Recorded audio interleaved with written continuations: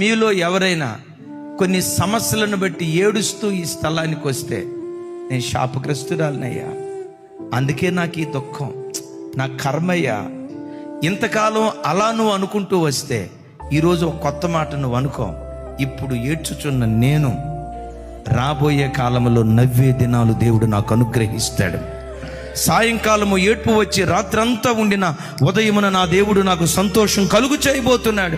ఇప్పుడు ఏడుస్తున్నా నిజమే, ఏడ్పు శాశ్వత కాలం ఉండదు.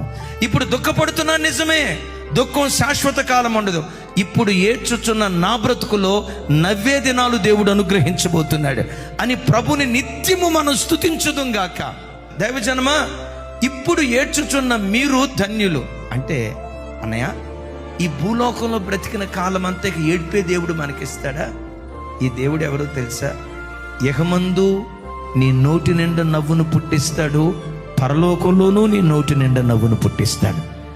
ఏడ్పే నా జీవితంలో రాశాడా అని అనుకోవద్దు. గమనించండి, జకర్యా గ్రంథంలో రాసి ఉంటుంది, ఈ దేవుడు దుఃఖ సముద్రాన్ని దాటింపచేసే దేవుడు అంటాడు. దుఃఖ సముద్రం ఎక్కడుందో తెలుసా?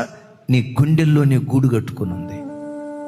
ఎవరికి చెప్పుకోవాలో అర్థం కాక హృదయం విప్పితే సంద్రంలో ఎన్ని నీళ్లుంటాయో అంతకు మించిన కన్నీరు, దుఃఖం ఒకవేళ నీ గుండెల్లో ఉంటే నీవు ఆరాధించే నీ దేవుడు ఎవరో తెలుసా?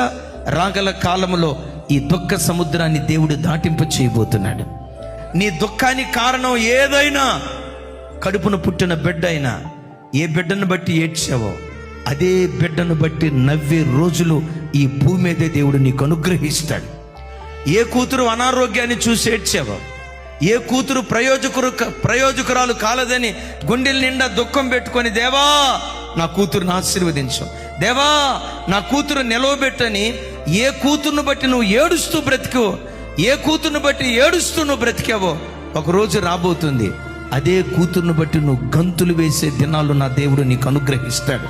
ఏ భర్తను బట్టి ఏడ్చావో అదే భర్తను బట్టి, దేవా ఇలాంటి మంచి భర్త నీవు ఇచ్చావు, నీకు స్తోత్రమయ్యా, ఇలాంటి భార్యని ఇచ్చావు, నీకు స్తోత్రమయ్యా, ఇలాంటి మంచి కుటుంబాన్ని నాకు ఇచ్చావు, నీకు స్తోత్రమయ్యా అని గతంలో దేన్ని బట్టి నువ్వు ఏడ్చావో దాన్ని బట్టి నవ్వే దినాలు నిశ్చయంగా దేవుడు నీకు అనుగ్రహించును గాక.